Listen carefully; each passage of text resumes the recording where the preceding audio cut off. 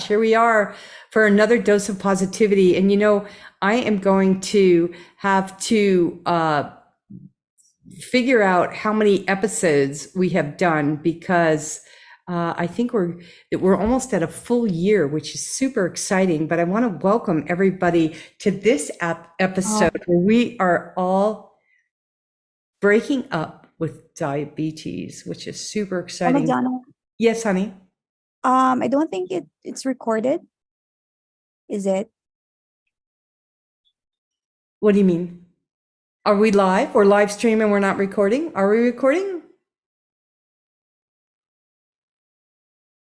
Meredith? Hi, everybody live out there. Yeah, we should be live. Why do you think that? Are we recording? Yeah, it records simultaneously when you go live. Oh, wow. This is a totally cool intro. This is great. We're breaking new ground with spontaneity, and I love it. I love the human spirit that we rebound. But anyway, I just want to welcome everybody who is here on the live show today. Thank you so much for carving time out and being with us here for another dose of positivity. And I also want to welcome all our new participants, all of you humanitarians, solutionists, and social and environmental innovators to another episode of A Dose of Positivity, where I simply have the amazing privilege and honor to interview these passionate change makers and thought leaders and wellness professionals. And today is such an exciting episode. I've been looking forward to this for a long time. I have the great privilege of interviewing Dr. Jelina Shah. And she is going to be talking with us on how to break up with diabetes, especially type 2 or pre-diabetic. So if you have any of those signs or symptoms or know somebody who is, I would just go ahead and message them right now and have them come on to the show because they won't want to miss it. And while we're waiting for people to come in, I want to remind everybody this is a live broadcast. You'll have the opportunity to raise your hand if you want to come on live, ask a question, or share a story. And also, if you're shy, just go ahead and put your message right there in the chat or your question, and we will address it during this 1 hour dose of positivity. And before I introduce Dr. Jelina Shah, I wanted to, as people are entering into the room and we're waiting for people to come in, and thank you everybody who's coming in right now. It's so good to see you. I'm going to read a couple little sections from this book right here. This is my third book that I published, Conscious Cures, and you'll notice it says Solutions to 21st Century Pandemics. And I wrote this book to help people and myself understand the root cause of why we have these viruses, why we have these health pandemics. And I address 6 different other pandemics. The environmental pandemic is one, because without the environment, we have nothing. We don't get sick because we can't live without the environment. So I address the environmental pandemic first. Food and drug, which we're going to be talking about, which I'm going to be reading out of today, fear, media, and conspiracy, inequality, economic pandemic, and the economic pandemic. And you guys, we got a lot to clean up. And these are human-made pandemics that are creating a lot of sickness and disease in our society. And humanity is now rising, and that's a lot of what we'll be talking about today. So what I'm going to be reading right now is out of the food and drug pandemic in this book.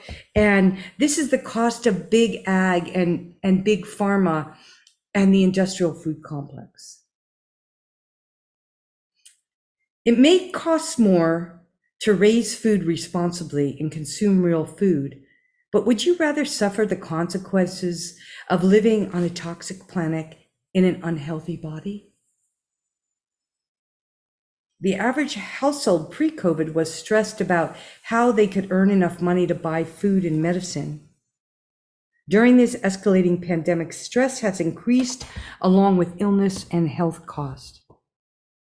Mass-produced unhealthy foods grown and produced by the industrial food complex usually cost less than buying healthy, unpackaged, unprocessed foods. we get what we pay for. We have gotten used to paying less for food, or is this another deception? Feed the farmer now, or the pharmaceutical companies later. Our tax dollars subsidize big ag, so our food our actual costs get hidden. The destructive systems which dish out low quality food and cultivates political, environmental, social inequality, and economic pandemics. All have the government stamp of approval. Here's the harsh reality. The same companies that produce the chemicals, inputs, fertilizers, the herbicides and pesticides to grow food also own food manufacturing plants and pharmaceutical companies. Only 10 companies control almost every large food and beverage brand in the world. Consider this. At the beginning of the 1900s, Americans spent about 30% of the income on food, and now we spend about 7 to 8% of our income on food. That's less than almost any other country. We have devalued our food system, and in the process, our health and the health of the planet. Hence, diabetes is on the rise, health costs are escalating, and people are getting fed up, and people are coming for more positivity.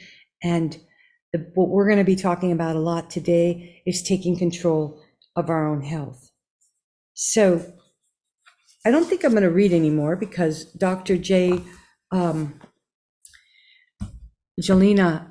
has so much to offer, and I want to hear from you guys, and we want to hear from you guys, because Dr. Jelina, who is a doctor of pharmacy, she was a pharmacist for years. She approaches diabetes very differently than the average doctor, medical profession, even a lot of naturopaths. She not only does she address the medications and the health risks associated with diabetes, but she also focuses on the root cause by attending to the emotional and the mental aspects of this chronic escalating disease. She's helped hundreds of patients sustain low blood sugars, lose weight, and taken fewer medications so that they can live their happiest and healthiest lives. And we will have all of her links inside the chat. And so, Dr. Jelina, I just am so grateful that you're here. She's also a dietitian, so if you have questions about that, I want you all to feel open-hearted. We're in a safe space, although it is live streaming, so I'll keep that in mind. But would you please start off by telling us a little bit about your background and where you came from and how you became so passionate about this work that you do, honey? Yeah, I just want to clarify, I am not a dietitian, but I do have a doctorate in pharmacy. So I am well-versed in all things medicine for sure. But I became passionate about this because I was actually 65 pounds heavier myself. I have a dad that has diabetes. I have uncles that have diabetes. I even have an uncle that passed away due to complications related to diabetes. So this runs in my family. This is not anything new. I was at the doctor's office. I was sitting there and the doctor comes in, she's shaking her head and she looks at me and she goes, "It's not a matter of if, but a matter of when you're going to have diabetes." And I remember sitting there and my heart dropped into my stomach and I was like feeling completely overwhelmed. I felt so much shame and guilt because I was like, I knew I wasn't eating the way I was supposed to. I knew I was a little more sedentary than I should have been, but I had no idea that this was the path I was going down and how easily it was to get down that path. And on top of that, I was so overwhelmed because I was like, I don't know even where to start. And all she left me with, the doctor, I mean, she, most of my physicians that I've even worked with, it's like they have 10 or 15 minutes. And she was just like, okay, well, I just need you to eat healthier and exercise more. And I was out the door and I was like, what does that even mean? What does that even mean? So I ended up doing what a lot of people do. I went to Dr. Google and I started typing in like, what do I do? How do I lose this weight? How do I not get diabetes? And Dr. Google has lots of really contradictory information. So yeah, I was very lost for a moment and I ended up landing on a plan that was promoted by the government at the time, because I was like, oh, it's the government. They're gonna, have what's supposed to be safe. And it's like this low fat, low calorie diet. And I'll tell you, I did lose some weight. I'm not going to tell you that I didn't lose any weight. I did lose some weight, but I was at least when I first went to the doctor and I received this news, I will tell you, I would like to call it fat, but full. At least I was full. Now I'm still overweight at this further down the road. I'm still overweight, but I was always hungry. And I was having the most difficult time managing my weight, managing my hunger, and trying to figure out how do I not get diabetes, even though I'm doing everything that's supposedly like healthy. And so it was from that I started to do some research. I had a friend that had lost all this weight and she'd come into book club and she's 60 pounds lighter and she's drinking all the wine and eating all the cheese. And I was like, what is happening? What did you do? I want that life. Like, I can't even look at that stuff. And she told me, she was like, hey, listen to this podcast. And I started to do my own research. Because I have a background in medicine in terms of like pharmacy, I understand how the body works and I understand studies. And I started to do my own research and I was like, this is very interesting. Like what's being put out there in mainstream media isn't what is 100% correct, right? We see a lot of things called clickbait. It's like they'll put out some information that sounds entertaining and it's sensationalized, but it doesn't paint the full story. And a lot of times there are people that are lobbying and they're activists and not activists, they're lobbying for certain products to go forward. And it's not giving us the full picture of what it's actually doing to our bodies and what it's doing to our cells and our health. And it wasn't until I started to grasp an understanding of what was happening to me physiologically, biology, that I was able to make changes. And from there, I started to understand why the food I was putting into my body mattered, how it was participating inside my system.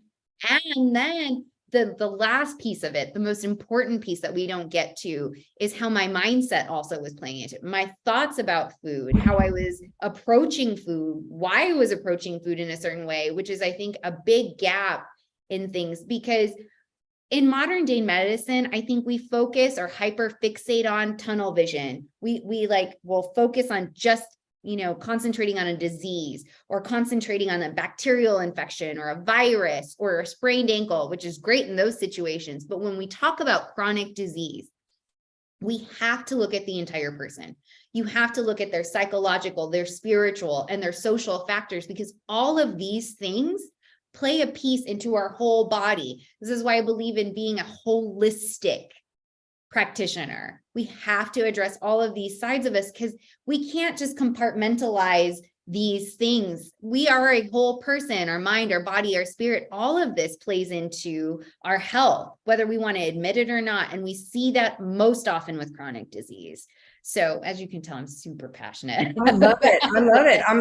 I'm just like bouncing off the walls. I'm ready to ask you a million questions, but I think it's so important that, people feel and sense that passion about what you're doing, because you're obviously not 65 or 45 or 25 pounds overweight. You seem like a little on the shy, skinny side now. You're looking beautiful. Thank you. Yeah, and so one of the things that, a couple of things I want to backtrack. Like, how did you get into the whole pharmaceutical and get a PhD in pharmacy? And how did getting that and being in that world for so many years, how have you shifted to where you are today? Thank you for asking that. Yeah, 15 years in healthcare. And, I started when I was a little girl. Also, I have parents that are Indian. So I want to tell you that my Indian parents were like, you need to make sure you do something that's like considered prestigious, which is like being a doctor is prestigious. And when I was a little girl, I always wanted to be a teacher or a doctor. And so I was actually initially doing pre-med. And anyway, I was like, I don't know if I want to be a doctor. I didn't feel like I had enough access to people. So I knew that being a pharmacist was a way to do that. And the classes I was taking, I just was so fascinated with medications and how the body worked and what, medications do to the body. And so I applied to go to pharmacy school, in my entrance exam, because we practice Ayurvedic medicine in the house, I believed, even at that time, more than 15 years ago, I believed that there is a place for both Eastern and Western thoughts.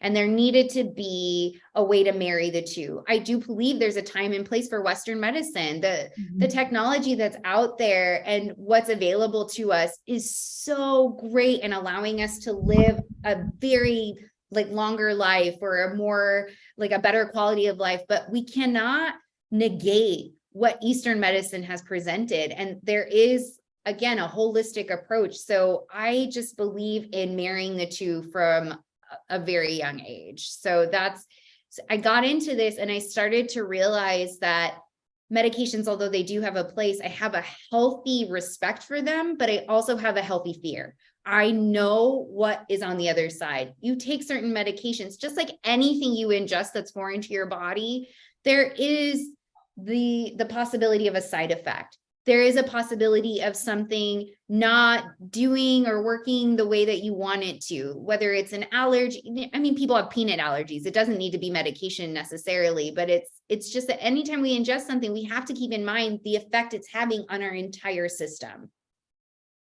Absolutely.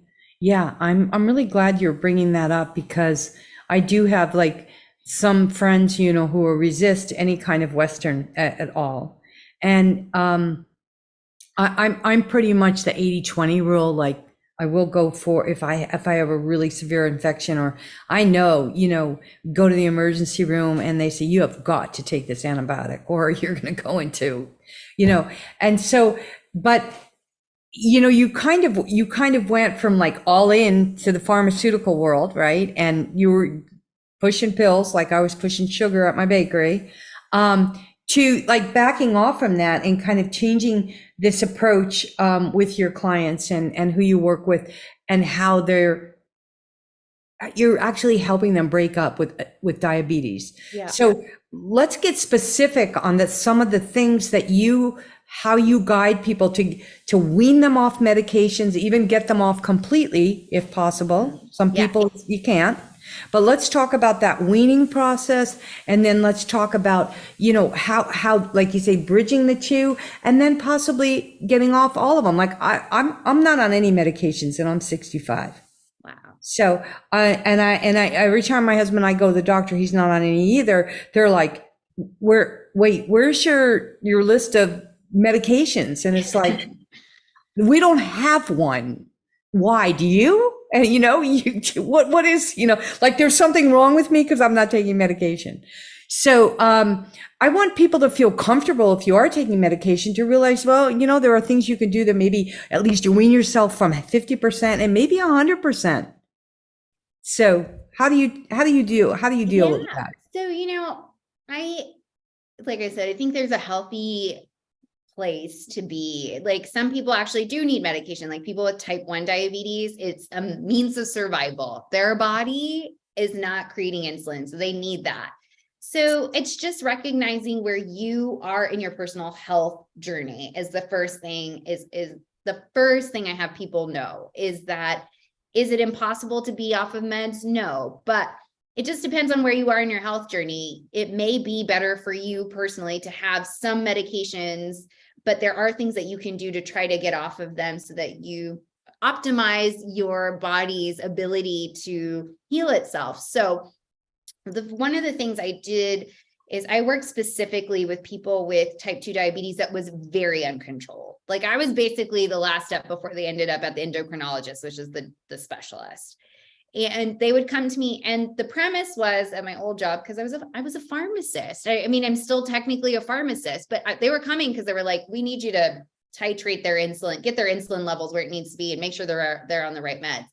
But they were coming to me, and I was realizing that what I had done with myself, there was a real thirst of knowledge of people wanting to know what was happening in their bodies. So first, I teach them, I educate them and make them aware of what's happening, what the difference is between the different types of diabetes and what's happening in their body. And I'll get to that in a second. But to answer your question, then I talked about how we address like the nutrition piece. And then the third piece is the mindset. And it's, why are we choosing to eat the way we are choosing to eat? For me, I had made food a friend for the longest time. Food was a friend. It was always there for me, always provided comfort. And no matter how I was feeling, it was there for me. So it was like, I'm having a bad day. I'm really stressed out. So for me, sweets were my downfall. That's just for me personally. Yeah. So I would like go and grab, like, I want a cupcake. And I didn't even care. I would drive to the store to get a cupcake. These are how bad my cravings were. I wouldn't have them in the house because I knew I would eat it. But the days that things were so bad, and I'm like, I deserve this. I deserve this because I had such a bad day. And I would drive to the store, I would get a cupcake, and I would start to eat it. And I would feel so good for a moment. And biologically, what's happening, to be fair, your body, every time you eat a carbohydrate, your body releases a hormone from your brain called dopamine. It's a pleasure hormone. This hormone, that moment of euphoria, how many of us have sat at the table and a pile of bread, that hot bread comes to the table and you put the butter on, and people's mouths are watering now, mine is, and you put it in your mouth, and that moment of euphoria is so real. And the same thing happened every time I bit into that cupcake, because what was happening was a hormone was being released called dopamine.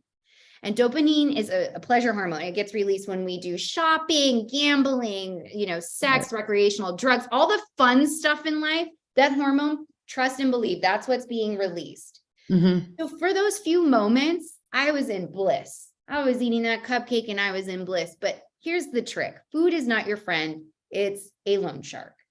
And I say it's a loan shark because what happens is a few minutes later, I'm still feeling like crap because I'm still stressed out from whatever the reason was that I ate that cupcake in the first place. But now I have compounded interest because now I'm feeling guilty. I'm feeling guilty for eating something that I knew wasn't nourishing my body. Yeah. And so it's recognizing some of those patterns that made me realize, like, oh, my brain is doing this every time. And so instead of giving into what my brain is saying is like, feels good. And just instead of recognizing, I take a beat now and I'm like, why do I really want this? Maybe I need to call someone. Maybe I need to like get a hug. Maybe I need to go on a walk with my dog. Maybe I need to journal or take a minute to meditate. And it's realizing, why am I really eating this? That was one component. But yeah, it's understanding that stuff and really getting to the root of diabetes, in my opinion, is very personal. Every person's struggles in a different place. Every person's obstacles are different with diabetes. And it's trying to figure out, like, what is it that makes you behave in the way that you are? Because it's not rocket science. We all know broccoli is better for you than a cupcake. We all know that. But why do we continue to choose to eat a cupcake over eating the broccoli? And it's not only because it tastes good. It's not only because of that. That's a part of it, but it's not the only reason. Oh, you know what? This is so great. And I'm going to have to just take a little pause here, because I want to make sure that Taylor Meredith put in Joan Eflock's information of the link to her interview that we did a couple of weeks ago about being addicted to processed food. It's phenomenal in the work that she's done about everything that you're just saying. Very supportive of Jelina's what she's saying, and she goes into the science of it. Really important. And then I also just wrote a blog. I want to put that in the chat too, because if you haven't read that blog or gotten it yet, you guys are going to want to read it. There's some really good statistics. But one of the most important things, it's right in the chat. More than 37 million Americans have diabetes. That's about 1 in 10, and approximately 90 to 95% of them have type 2 diabetes. Type 2 diabetes is a product of our society. It's a product of what I was reading to you all at the beginning in Conscious Cures, and I really encourage all of you to read this book. It's full of information to help us break this cycle, this everything that Jelina is talking about, this mindset. This is the mind, FUCK, that we have all been dished out by the unsustainable, unattainable American dream that has brainwashed us into a system of feeding the corporations that are giving us all this incredible bacteria and viruses and putting us out of whack. So the thing that I love about what you do and what you're talking about is bio-individuality. You look at each person differently. You look at what their chronic addiction is, whether it's gambling, sex, cocaine or cupcakes. And you just say, let's get to the root cause of this. So, but part of getting to the root cause of this, you guys, is to realizing that you're not alone. Yeah. 1 in every 10 person. So you go into a party or you go anywhere, and it could be 1 in every 5 people if you're hanging out with an unhealthy crowd. Oh no, 1 in 5 don't even know they have the diabetes. And let me give you an even more staggering statistic. 1 in 3 have pre-diabetes, which is the precursor to diabetes. So they don't even know that they're on their way to diabetes. Yeah. And 80% of those people don't even know it. And that was me. I'm pre-diabetic, but not anymore. Not anymore. And I'll tell you what I'm doing, but I want to get back to what you were talking about, Alan. What are you laughing about? Anyway, I want to get back to kind of what that originally we were talking about. It's just like when you work with people, like, hey, you're identifying with someone, they're a porn addict or they're a cupcake addict or whatever. So you meet them where they're at. But how do you wean them off these medications? And how, because type 2 diabetics, we don't have to be, or pre-diabetic, don't have to be on medications. There's no reason. It's all dietary. It's a mindset. It's exercise. Don't need to. Yeah, all of those things help. I think it just depends on how much damage has been done. So we talk about something called insulin resistance. So if I could just take a moment to explain really quick the difference between type 1 and type 2 diabetes in a normal body. So there's an analogy out there by Dr. Jason Fung, and I love this analogy. But the one thing we need to know overall in general, all food, no matter what it is, turns into sugar in the body, all of it. So diabetes is, we know we talk about sugars a lot in the body, but I want to really emphasize that all food turns into sugar in the body. And the reason for that is all of our cells, our organs, our bloodstream, the easiest way we can get energy is from sugar. So all food turns into sugar. So if you picture that all your cells in your bodies are like little trains and all food turns into sugar. So all sugar is like the passengers that are trying to get on the train. We need a conductor. We need somebody to open the train doors and direct traffic. And that is going to be the hormone insulin.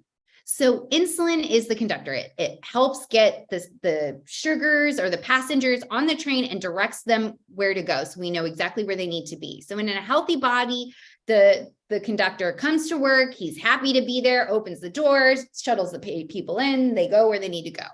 Type 1 diabetes, the reason why you need exogenous insulin, they don't have conductors. No one's showing up to work. So the trains are leaving empty. They're leaving and all the passengers are left on the platform. So this is why you need insulin for those people. Type 2 diabetes and pre-diabetes. What happens is your conductor, he hasn't been given a break for like 20 years. He hasn't been on vacation. he's real tired. He starts like, that disgruntled employee that's like kind of half opening the door, like barely doing his job. He didn't care to be there anymore. He's like, why am I here? And there are so many passengers. There are so many passengers trying to get on the trains. Even if he tries to open the door, he is trying to push whoever. The trains are so full, by the way, these trains are so full that he's trying to push more people on. They just don't fit. So this is what's happening in our body is like the conductors they're burnt out and there's not enough room on the trains. So the easiest way to help alleviate the need for medication is to be very cognizant of your rush hours. How many people are trying to get on the train? We need less people on the train. So to do that, you have to be careful about what you eat and a rush hour situation. So what I mean by rush hour is all food turns into sugar, but they turn into sugar at a different rate of time. Fats, proteins, and non-starchy vegetables take hours. So it's a trickling of patience versus carbohydrates. And this is what's the big misnomer is. Carbohydrates are in starchy vegetables like potatoes and corn. Those types of foods turn into sugar in the body, even if they're not sweet. They turn into sugar in the body within 30 to 60 minutes. So it floods your system. So here you have a flood of sugar. You got a flood of passengers coming in. If you eat a big pasta meal, you're going to have a flood of passengers trying to get on these overstuffed trains with a conductor who hasn't had a vacation since 1992. He is tired. He's ready to unionize. And he is done. He's done. So we want to, that's how you can get off these medications. These medications help the conductor. But if you really want to help the conductor, you want to make sure you have less passengers. Yeah. So eat an avocado or a handful of nuts and Yes. chew it 32 times minimum. And then it slows down this impact. It's making the right choices. And something that I love in that analogy, did everybody got that, right? Is there anybody who has any questions about that? Because that is a great analogy. I really, really felt that, because I know for me, like my train has been packed. My conductor is falling asleep at the wheel. And I know when that time is happening, but now that I'm in control and, once part of it is knowing what is all this chronic fatigue coming from? Where is all of this lack of drive coming from? Why do we feel fog brain and irritable? Could it have something to do with what we're eating? And also, I want to address the time of day we eat. And when, Erin's in the house. Hey, welcome, Erin. Oh God, I'm so glad you're here. You're going to want to listen to this whole thing from the beginning, Erin. It is such a good show. I hope you're hearing me. Anyway, yeah, I just talking about the time of day. Like, what do you think about eating breakfast and what should we be eating for breakfast? And I know you're not a dietitian and I know you don't recommend food, but being that analogy of this big pasta meal at the wrong time of day, it's not like you can never eat pasta. No. But you got to know your blood sugar levels, right? Yes. So here's the deal. I am a big proponent of adjusting the amounts. So we don't want a big rush hour. So I want to say I'm a big proponent of the plate method, which is like half a plate of non-starchy vegetables. And then a fourth of your plate, or about the size of the palm of your hand, should be like a protein of some sort. So whether if you're eating meat, it's like chicken, fish, you can do beef, or if you're a vegetarian like me, it's like tofu, tempeh, stuff like that. And carbohydrates, because I told you it creates rush hour, is the one that you want to minimize, which is the one everyone like moans and groans. Because remember, we get that dopamine release because it tastes so good.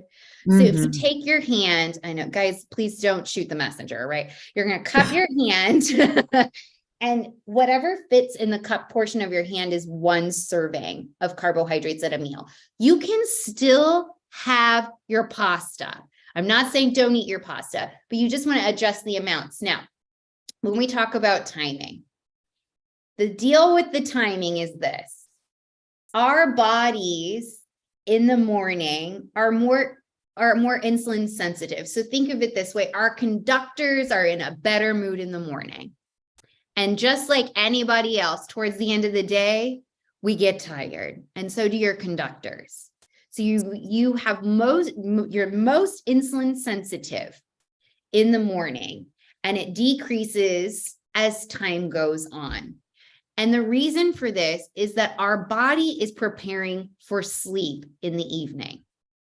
So because our body is preparing for sleep, our conductors are not working at full capacity. So when you ask about the best time to eat, I'm not even going to tell you it's breakfast. Metabolically, it's actually lunchtime. The midday meal, we burn about 5% more calories midday. So the biggest thing I would recommend for people, one of the best adjustments, is to have your biggest meal at lunch and a lighter dinner. And if you're going to have a carbohydrate, like, I was telling you, like the portion size of the carbohydrates, if you move that, try to keep the carbohydrate portion even smaller than that at dinner, you're really even going to do yourself even more benefits. And not only that, you'll have less brain fog, and you'll lose some weight if that's what you're interested in. And it's just the best time to eat is then, and your conductors they're raring to go at noon. They're happy midday. Yeah. Yeah. No, I love what you're saying. And this really, and it's great because your family is from India and practiced Ayurvedic medicine. And then Stella Vera Kilcher, who is an Ayurvedic practitioner, and we had her husband, who's a biological dentist, come on the show. And Stella Vera was, the way she put it that I absolutely love, and we can put Stella Vera Kilcher's episode in the chat. But what she talked about is you eat with the sun. When the sun rises, you eat a little. And then when the sun's brightest, that's when you're burning. Think of the sun is heating you up. And then as the sun goes down, you're eating less. And so that's just a great visual for me. You get up in the morning at 6 a.m. and the sun isn't up yet. Well, maybe just have some hot lemon and water until that sun comes up before you start putting something, or warm lemon water. Just don't start packing and, well, it's breakfast time, I'm going to eat, well, just wait. The longer intermittent fasting too, and diabetes. That was one of the questions I wanted to ask you. Like, there's so much controversy about intermittent fasting or fasting in general. How do you see that affecting somebody with blood sugar issues? Like, I'm leery of not eating, or getting hypoglycemic, Yeah. Listen, I think you have to listen to your own body. And I want to preface this with, you want to make sure, because low blood sugars are actually way more dangerous than very high ones. High blood sugars for long amounts of time is dangerous, but low blood sugars at any point is dangerous, because you can go into a coma. It can cause you to die. So you need sugar in your body. Remember, that's how we have energy to do things. So we want to make sure that our blood sugars are stable. Mm-hmm. If you have the ability to keep your blood sugar stable, I am all for some type of fasting, and I'll tell you why. This is a great question. You don't need to do intermittent fasting, although I do think that that's helpful, and it helps in a lot of ways, but I just want to talk about just a simple 12-hour fast. And the reason behind this is for this. 12 hours is what our body needs, because we get toxins accumulated throughout our body from what we ingest all day long and from what's in the system. And you'd refer to all that time. So we have all these toxins, and our body has a natural way of getting rid of toxins, but our body does this at night, especially for our brain. We want to give our body time to get rid of all the toxins from our brain. So I recommend a 12-hour fast, meaning you stop eating at 8 p.m. and you do not put water as an exception. And then you can eat it again, or break your fast, or do breakfast at 8 a.m., but at least 12 hours to give your body time so it doesn't send all its resources to your stomach to digest, but it to give your brain an opportunity to clear out all the toxins. So I hope that kind of helped answer the question. And if you can tolerate intermittent fasting, I think it's great. We don't want to do it for people whose blood sugars do this, because you don't want those low blood sugars. But if you're able to check your blood sugars before you go to bed and they're between 100 and 140, just check them in the morning. As long as it's above 80, like you're good. You're good. And how do you suggest the best way to test your sugar, your blood sugar?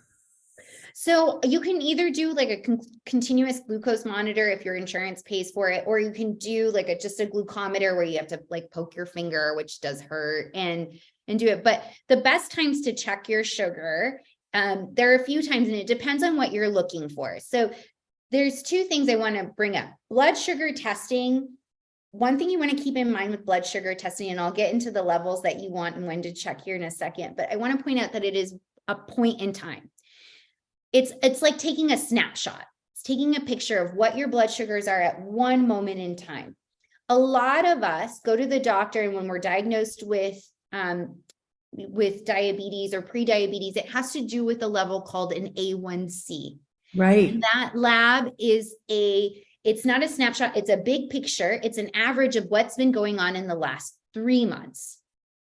So we are talking about, so if you want to have an impact on your A1C, you want to have a good idea of what's happening throughout the day, because a blood sugar is only a snapshot. So if you only test in the morning, that might be great. If your blood sugars are in the morning, they should be between 80 and 130, by the way, when you're fasting before a meal. So Your A1C, or what should be? I'm sorry, your blood sugars should be between 80 and 130 in the morning.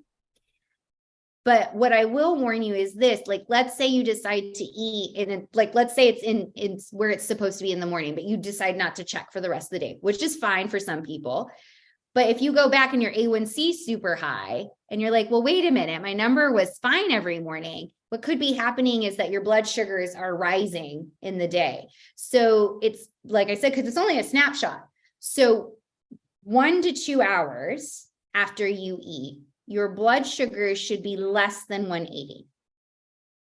They're going to rise a little bit. You don't want them, like it's 80 to 130 when you're fasting, and then less than 180, 1 to 2 hours after you eat. And I'm very particular about that number. Like, I'm very particular about the 1 to 2 hours. Anything after 2 hours is you waited too long to test, and it's not really going to be as great information. But you want your blood sugars after 1 to 2 hours after a meal to be between less than 180. And when you go to bed, the blood sugar range should be close to like 100 to 140. So those are the ranges. Now, if I have diabetes, the thing is, I would be testing during different times of the day, because like I said, that A1C is a big picture. So you might be fine every morning, but you don't know what's happening for the rest of the day. It might be rising. And so then your number comes back like higher, and then you're like, well, what happened? It's because it's better to know what's happening throughout the day. Please ask me questions, because I feel like I want to make sure that I explain that correctly. Yeah, I want to make sure everybody gets that, because that is a little complicated whenever I get into numbers. But I feel like you're making a lot of sense, and it's just teaching people how to manage and to monitor that. You're talking about using this glucose, the little pin, and just checking, and it automatically reads that. And so what you're saying is you want to be in the morning, you want to be below 180, right? In the morning, fasting, it should be between 80 and 130. 80 and when you go to bed too, right? And when you go to bed, it should be around 100 to 140. Okay. So a little higher, higher. It's okay for it to be a little higher then. Yeah. And then you never want it to go past 180, because then your blood sugar is way too high, and you want to do that 2 hours after you test in the morning, so that it doesn't go out of control. And the conductor, you got to kick it in the butt or something to get things moving along. Yeah. Right. So your conductor, here's the thing. So we want to make sure we don't overwhelm our conductor. And the way to do that is, if we test 1 to 2 hours after the meal, if your numbers are above 180, then you've just kicked your conductor's butt. Like he's real upset with you, and it's time to make some adjustments. So it's like, we gotta, so this is great feedback. So a lot of people get so fixated on the numbers. The thing is the numbers are there as feedback. It's Yeah. like, okay, what did I have in my meal that maybe caused this? Like, I need to make an adjustment to my meal. It spikes. It spiked. And sometimes people don't even realize it, but like things like their spices, like if you look at your taco seasoning, there's sugar, Yeah. There's right? so much hidden sugar. There's That's a lot really of hidden good. sugar, pasta sauce, ketchup, peanut Mm. butter, lots of hidden sugar. So the thing is this is great feedback, because let's say you decide to have like some kind of pasta, like not a pasta dish, but let's say you make zucchini noodles and you put a pasta sauce on there, and then all of a sudden your blood sugars are super high, and you're like, well, wait a minute, I had my protein, I barely had any carbs, like what happened here? And it's like that's a cue for you to like look at, what am I eating? What's happening in my body? Yeah. Like one person can have an apple and their blood sugars may not spike, but you may have an apple and that sugar from that apple may cause your blood sugars to spike. So this is why I say it's very individualized to a person, and you have to pay attention to what's happening in your body. And it has to do with where your levels are at, or how badly you are into that type 2 diabetes. That will. Yeah, your conductors may be lazier or Yeah. like more upset and may need a little more like, negotiating with. And what is that number like when you go to the doctor? What is that number to tell you how burnt out your conductor is? Okay, so there's a lab called an A1C. Right. And that's going to show the blood sugars over the last 3 months. So your A1C, once it hits 6.5, you technically have a diagnosis for diabetes. Yeah. So it can, and the people I was working with, by the way, that were reversing their diabetes or going into remission, they weren't even referred to me unless they had a 9 or above. So I was seeing people with like 14s and stuff like that. So Wow. it was very bad. And when you get into those double digits, they usually will put you on insulin. Yeah. And you don't want to So go there. you don't want, yeah. And but here's the thing I will tell you, if you go to your doctor, because remember I told you 1 in 5 people don't even know they have the diabetes. Right. If you go to your doctor and your doctor puts you on insulin, it is not a death sentence. It doesn't mean you're going to be stuck on the insulin forever. You want to make sure that you either find someone to work with, like whether it's a nutritionist or a holistic diabetes health coach like myself, to help you get to a place so that you can come off insulin. I have helped so many people come off of insulin. Yeah. It is I love it. possible. It is Well, possible. You may need it for that time so that we don't, because like I remember I told you those high blood sugars for long periods of time, Yes. double your risk of having a heart attack, a stroke, Mm-hmm. kidney disease, blindness. Because here's the other thing I want to tell you about blood sugars in the body. The reason this is impactful is it affects your blood vessels. And what I mean by that is your blood vessels are supposed to be pliable like a rubber band, right? Like really easy and flexible. If you've ever seen a rubber band that you put out in the sun, what happens? Oh, fries. Yeah. Yep, it's brittle. Right. It's brittle. Touch it, it crumbles. This is what happens when we have high amounts of sugar coursing through our blood at all times. It makes our blood vessels very, very brittle and fragile, and we don't want that. And this is why diabetes is so harmful, because blood vessels go everywhere, by the way. This is why you're more likely to have a heart attack or a stroke. We talk about dialysis. Guess what happens? Kidneys. Little blood vessels that go to your kidneys. People go blind, little blood vessels that go behind your eyes. We talk about amputations. You're not having enough circulation in your blood. Guess where blood goes from? Blood vessels. You have nerve pain. Guess what that is? Blood vessels. Right. All of this relates back to that. This is why this is so important to take care of. Oh, that was so good. I love that. I wish we had another hour, but we don't. Oh, sorry. So good. No, it's so good. I want to cover a couple of very, very important things that you talked about, the A1C number. What is everybody who's on this call or listening to the replay, I want to challenge all of you to get your A1C level checked in the next 3 months. Not next year, in the next 3 months. Let's see where you are. And what is that golden number that we are all looking for? What range do we want to be in that A1C number? And why do so many doctors not bring this to our attention?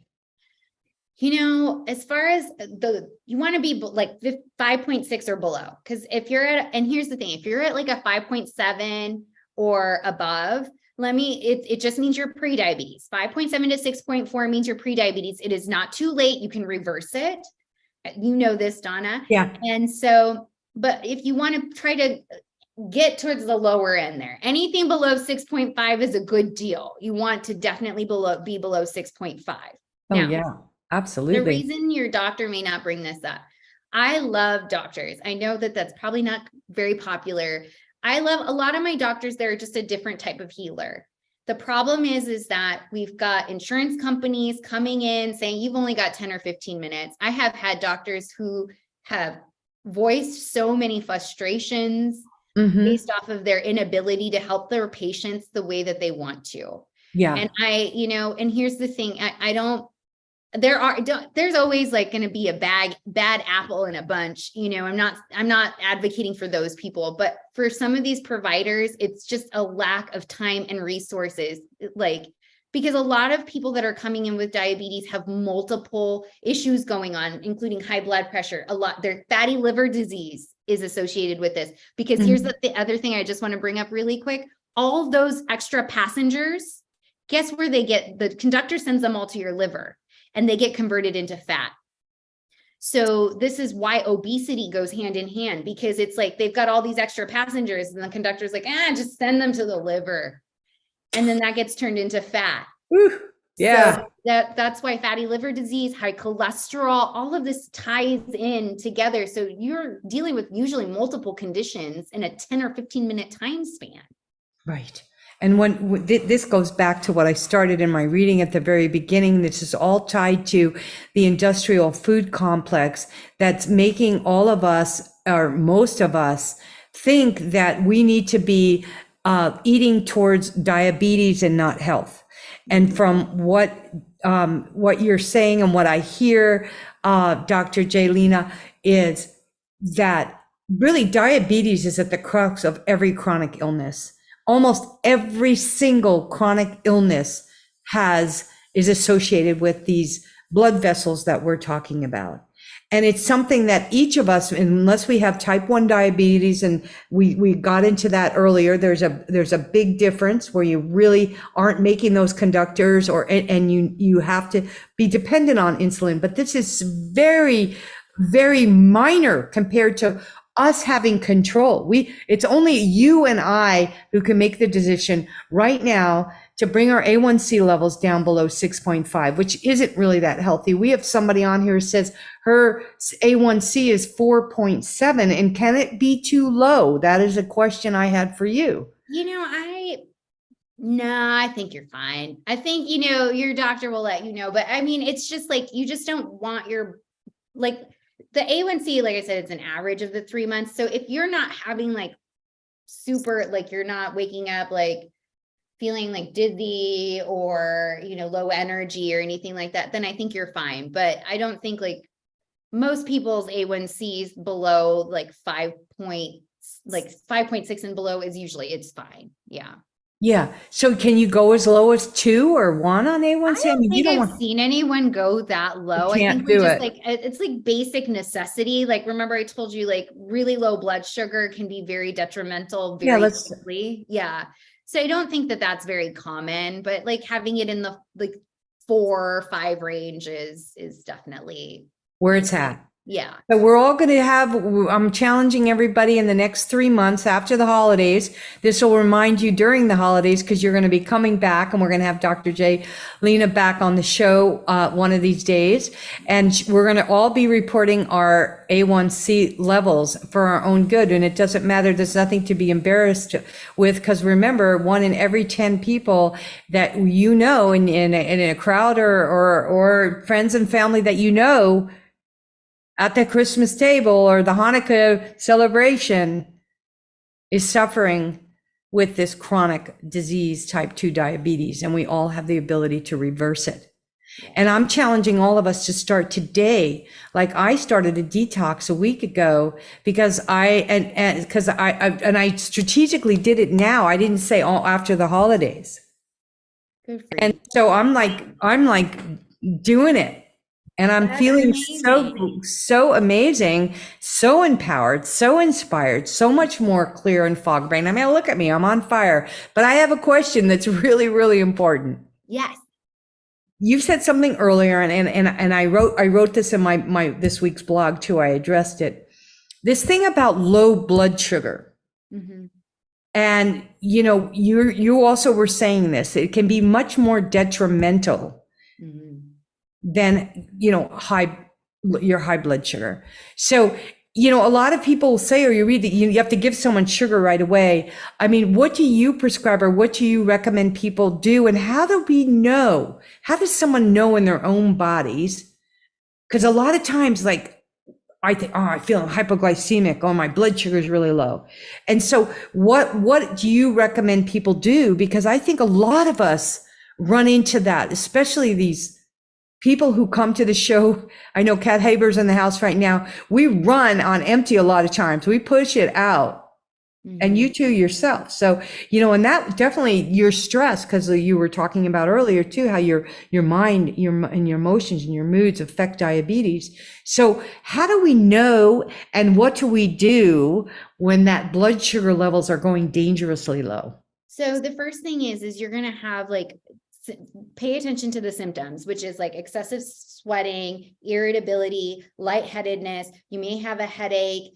You're just going to be like excessive thirst. You're not going to feel your best. And the minute you're not feeling well in any capacity, stop whatever you're doing and check your blood sugars. If it is 70 or below, it is too low. So you're going to implement what's called the 15-15 rule, which is you're going to get 15 grams of carbohydrates, and then you're going to recheck your blood sugars in 15 minutes. 15 grams of carbohydrates looks like this: a half a glass of juice, or a half a glass of regular soda, not diet soda, regular soda, a full glass of skim milk, Because it's higher in sugar. because it's high in sugar, 3 to 5 candies, or 3 to 5 cookies, or a banana. You want to get 15 grams of carbohydrates in your system right away. Once Boy. you do that, you're going to check your blood sugars 15 minutes later. Candy, huh? Candy. Can we do pears and bananas? No, so here's the thing, because it's detrimental. This is not, we don't joke, we don't play around. This is like with it. medicine. This is medicine. Yes, you are trying to get your sugar up immediately. Okay. So it does, yeah, like under normal circumstances, am I like going around telling people to eat candy? No, but in this situation, yeah, you get your hands on some candy, get some Smarties, get some butterscotches, whatever you need to do to get that blood sugar up right away, because this is like life or death. Yeah. So, I say you do that, and then 15 minutes later, you're going to check your blood sugars. If it's still below 70, you're going to repeat this process, get 15 more grams of sugar in your body. If after that, after any point, like you check in 15 minutes and it's above 70, I want you to wait a half hour and eat a real meal. Yeah. So, and be prepared, your blood sugar the following day or within a few hours, it's going to be janky, right? It's not going to, because you just hijacked your body with a bunch of sugar because you were experiencing a low. So be prepared for that. Give yourself some grace in that situation. And this is why, yes, like I heard you say, you like run on empty because there's so many things, but diabetes is also a reminder for us that we have to take care of ourselves despite what is happening externally. You have to take care of what's happening in here first and foremost. And it's hard. So I do this too. Like you overwork, you feel like, oh, I got to take care of this and that, but you have to take care of your body first. And sometimes having diabetes is a reminder that we have to take care of ourselves first. This has been the most interesting conversation I've had on this topic ever. And I'm so excited to share all your contact information, everything about what you are about and what you're doing and how you're helping so many people. We're going to put all of that in the chat. For those of you who just came into the show or just missed halfway through, please go back and listen to the whole show. Dr. Jelina has a wealth of knowledge. I encourage you all to reach out to her. I think you offer even a free short consultation or for people, go to her website if you have more questions. A reminder too, before I ask you to do some closing words to everybody and let us know your ultimate goal for all of us, I want to just give you a few housekeeping things that I wanted to share with you. Our next guest next week is Dr. Alvita Soleil. She's a Chinese medicine acupuncturist specialist doctor. She's been practicing for like 30 plus years. She's brilliant. She also knows a lot about diabetes, and she's going to be talking with us about prepping our body and our minds for the holidays. She's also an energetic healer, and you guys are going to experience some really powerful healing through the metaverse here. Through Dr. Alvita Soleil. She is an incredible wealth of knowledge, as is Dr. Jelina. And I just want to thank you so much for coming. And also, I want to remind you all, as you're going into the holiday season, and if you want to reach out to me personally and ask and book a call with me, we'll put that link in the chat. I'll explain the detox that I'm doing, why I'm feeling so good, how I've already lost 8 pounds and feeling, and not 8 pounds of fat, but toxins. I like to say losing toxins and gaining health. That's the kind of detox I help my people with, and I want to help you with as well. But I really encourage all of us to, also a reminder to go and get that A1C blood work done and report back here in 3 months, and to also enjoy the holiday season. But there's so many ways we can do that. And next week, when we're talking with Dr. Alvita Soleil, we're going to go into prepping the body and the mind for the holidays. So we're going to be talking about things you can do during the course of each and every day leading up to those feasts, and also that New Year's resolution that we're all sort of kind of thinking about. I also want to remind you, so important that this holiday season to vote with your consciousness, meaning your dollars and where you're spending your money on, looking at everything from the food you purchase and bring into your homes to the gifts that you give yourself and to others. And I'm encouraging all of you, again, asking you please to consider our Eco-Spired by Nature site, which is, we're going to put it in the chat again. I thank everybody who's already purchased, and it was also donated to our Get Well Tell GoFundMe. Tell has been working with me for at Soul to Soul for now 2 years, and she is curing herself from cancer. And she is doing it and working with me at the same time, doing my best to support her. And we all could all use a little extra support. And that is why every single dollar and everything that I'm making right now going into the holiday season, and rather than putting those profits towards nature, preserving nature, it's going to the GoFundMe Tell, Get Well Tell project that we're working on, fundraiser. So I want to thank you. I don't ask for much. I do all of my work is philanthropic. And right now, we're trying to all, be in the spirit of giving. And I really, really appreciate you all clicking on that. You'll see, I just came out. I'm so excited. I'm having so much fun. You guys got to look at this. I came out with a whole line of these beautiful cards, all on recycled paper. They're not on the, Meredith, you're going to love these. Oh my God, they're so gorgeous. But anyway, I have prints. You can get prints as low as $20 for print. And these cards are going to go up. We're going to let people know that they can order cards eventually. But I just want to thank you for allowing me for that little infomercial and going a little bit over time. And now, without any, I don't see any pressing questions.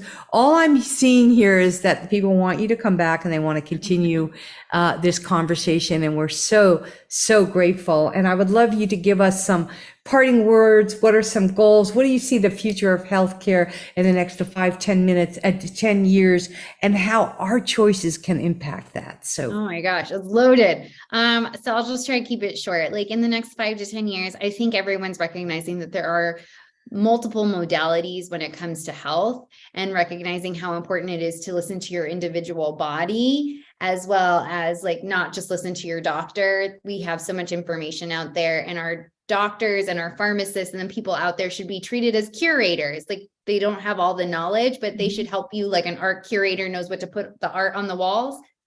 use your healthcare professionals as a curator for the information you have, like what's important for you to know for your body. And as far as like parting words, my favorite thing to tell people is it's never too late to change, because it is my personal mission that people live as the happiest and healthiest version of themselves. And I really, truly want that for all of you here and anyone. And to do that, just know it's never too late to change, to be that version of yourself. And I will hold that vision for you until you can hold it for yourself. So reach out to me and ask any questions, or let me know if there's any way I can help you. Oh, that is so awesome. What a great opportunity for anybody, or anybody who is willing and ready to get to the root cause of type 2 diabetes or pre-diabetes. Give a shout out to this woman. And I want everybody to give a high five. You have a little shaka there. Remember to get your A1C blood work done, and to consider doing some kind of a mental, physical detox right now as we go into the holidays. And you are going to love Dr. Alvita Soleil. And we're going to say the show is a wrap. And I want to thank you again so much, Dr. Jelina, for all your wisdom and your time, and for everybody who showed up to the show live today and who is listening to the replay. Many, many blessings to you during this holiday season, and every day may you live soul to soul like the future matters. And